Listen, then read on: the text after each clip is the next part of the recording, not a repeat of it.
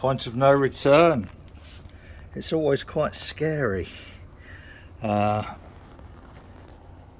taking a nice beautiful new stainless pot and starting to drill some holes in it. And the way to do that is start very small and then gradually work up, not one step at a time, as Johnny Cash would say, but we've got to get up to here. We've got to get up to 10, and as you can see, that's a fair way to go just yet. So, nice and gently, small steps, small baby steps. 12 mil, not 10 mil, 12 mil.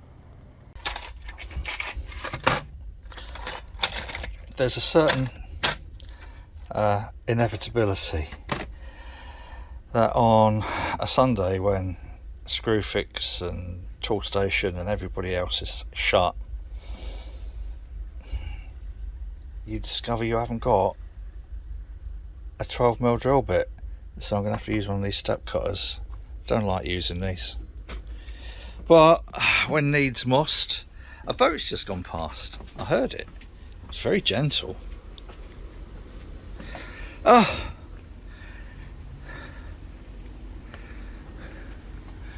you just want to see it going down there. So a step cutter. Oh, and canoeists. How very jolly. It's almost like canals being used properly by floaty things instead of just fishermen and magnet fishermen and stuff. Right, let's get this hole drilled. Wow, that was easy enough. I know what confused me there. What confused me there is you need a 10mm Allen key, which I have got. Now these Cubax cutters, this doesn't look like I've used this before. I'm sure I have, but it doesn't look like it. They do need lubing really well. So some spray grease, and obviously that then means that I've got to clean thoroughly when I've made that hole. Got to clean it thoroughly because grease is difficult to get rid of, but there's going to be a couple more holes knocked in it, so yeah, it's going to need a good old clean anyway. So let's see now whether I can get my arm inside enough to oh dear, I hadn't thought about that. Right, here's the problem. My arm isn't going to be long enough to get just about get onto that, but oh crumbs. Right, I won't be able to film this, sorry. Well, that wasn't very dignified. Just about managed to get myself in there to put the back on. So now I'm going to lift it back up onto the workbench and then get that breaker bar on there. Watch this space. Remembering to get the Allen keys, obviously.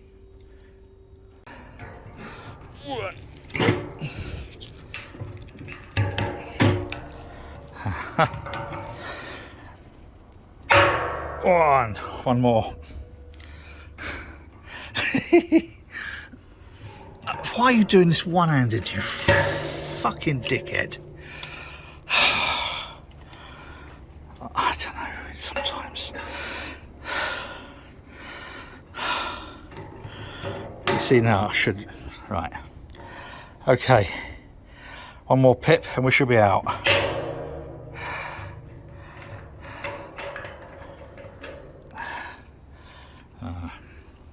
Put that away somewhere. Oh, we got a hole!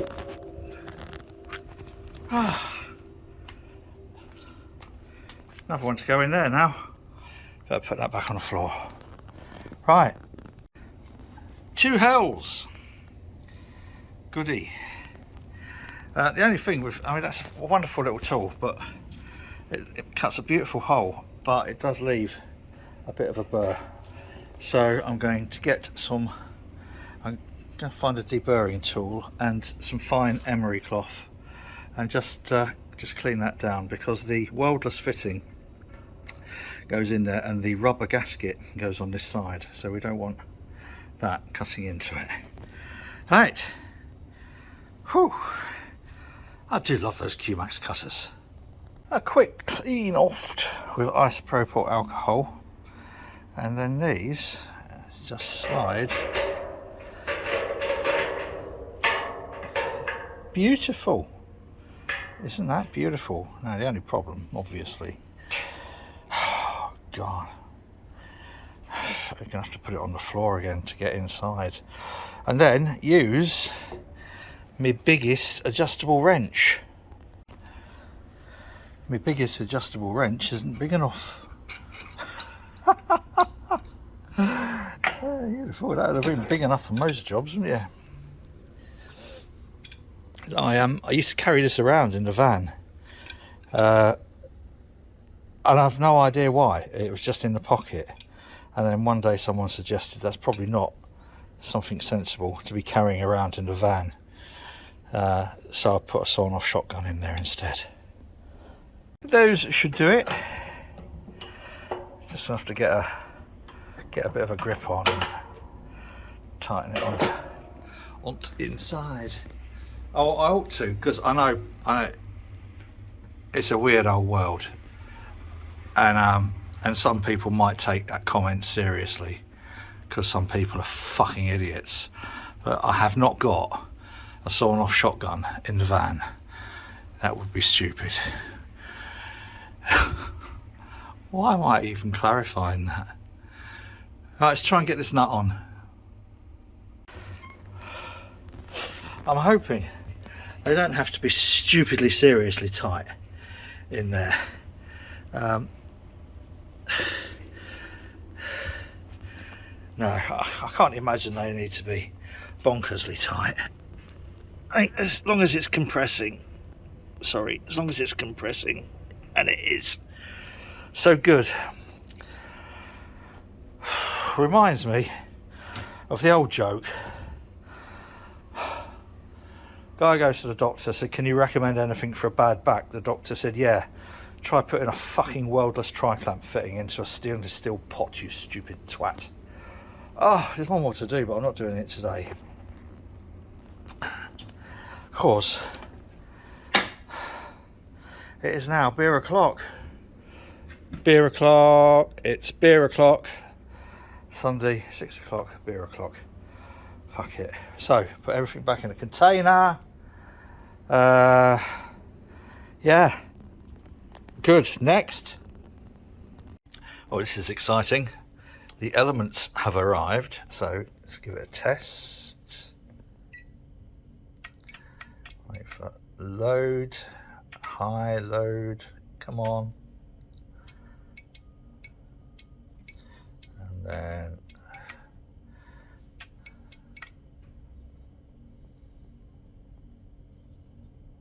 that's good enough. That'll pass. Superb. Right, let's go and do the other one. Okay.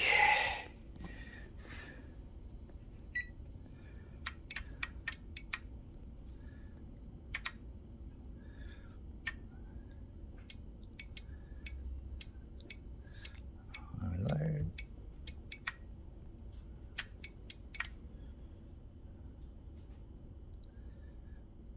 Good. Hey, now I have put horrendously long leads on these. I'll show you.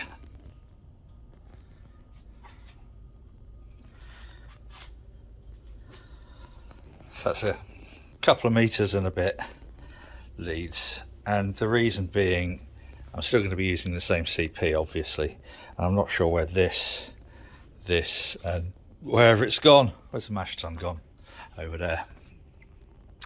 I'm not sure how it's going to be put together, so I do know that the copper is going to be, because you get in your head, don't you? You know, in your head, the copper is going to be far side, HLT which is this one, is going to be nearest to the CP and the mash tun in the middle, and it's what you're used to because HLT, mash tun, copper. So we'll see, but I wanted to have plenty of flexibility, and now I've got one of those welderless fittings in. I might as well put the other one in. I've been waiting for some to arrive from AliExpress. I'm going to replace that with a tri-clamp as well to put a butterfly valve on. I'm never happy with these. I can't change this one because it's part of what Ian Powell's put in. I don't want to fuck around with his work, but you know, I give it a brushing when I'm CPing it. It gets a good brushing, as does that, and there. So obviously don't tend to bother with HLT, so I think a butterfly valve in that would be easier to clean. So today, oh by the way, unexpected little pleasure, having to replace one of those again. Fucking thing. Here's what I'm thinking. Cleared this space pretty much. This is a vacuum chamber, a big vacuum chamber. Don't know where to put it. I'll have to think of something. But I'm going to experiment with de-alcoholizing some beer. So I'll put a small Firmzilla in there, apply some vacuum out all of the alcohol, and then I'll have an inlet where I'll let in some CO2, so the finished beer will then only take back in CO2. It's a risk, yes, I know it's a risk, but if you don't try these things, you never know. Doing another little video on this little beauty, and believe me, this is a little beauty. I'm going to do a video on that all on its own, and I'm going to do a video on that all on its own. All in good time, boys and girls, all in good time. Well, we have two 3.5 kilowatt elements installed.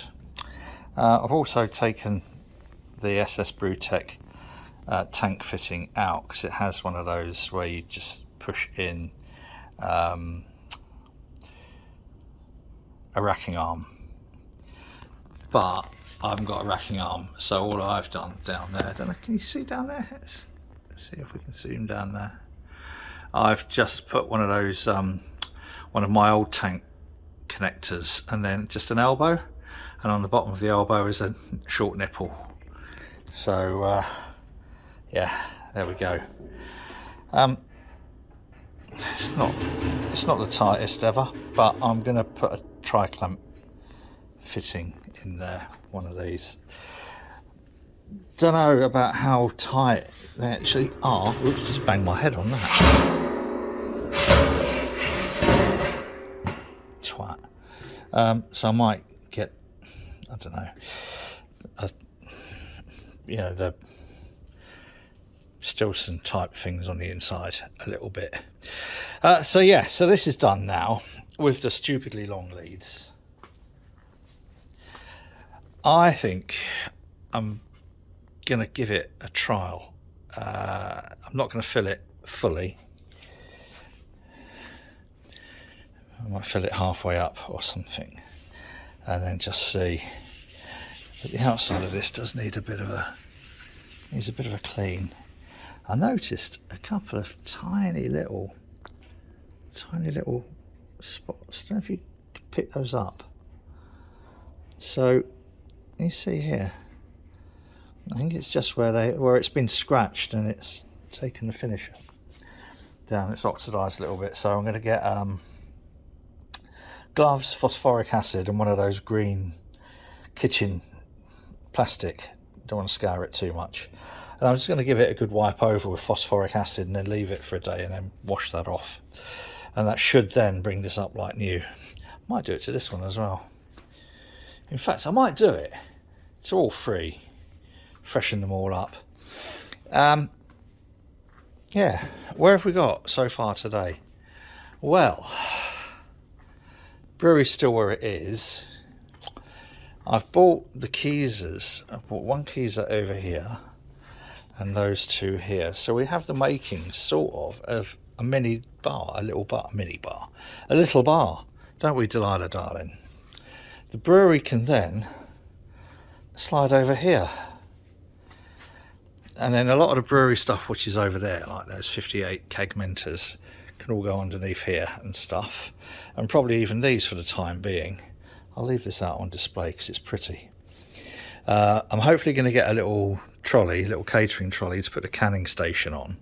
The reason for that is I might keep, when everything's sort of like done and dusted, I might do some special one-off things, like when I did the double brew for the sour, to go into 2 cornies and then keep one of these keysers just to drop it down to 0.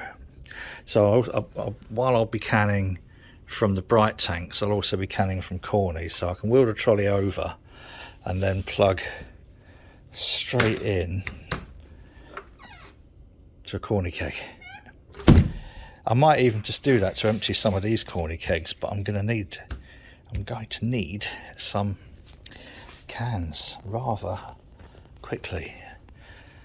Yeah, that's a bit of a concern. So we're making progress, definitely making progress. The big shelving unit with all the grain on will go alongside that cabinet. This will roll over there. So once that's gone, we've got all of this space opening up. Our trusty, don't trip over that, our trusty captain's table can go on Facebook Marketplace or something, or eBay. I only bought it because of the base. I don't know if I've ever shown anyone, but I bought it because I really liked the legs, the base that it's on. There's another one there, and yeah, but it's too big for in here, so that's where we're at the moment. Next will be, I think, half fill and test this, or put it on the floor on some wooden blocks and test it fully. I don't know, as this is now the copper, this is the HLT, and the only thing left to do a thorough clean of and test after that will be the mash tun. Ooh.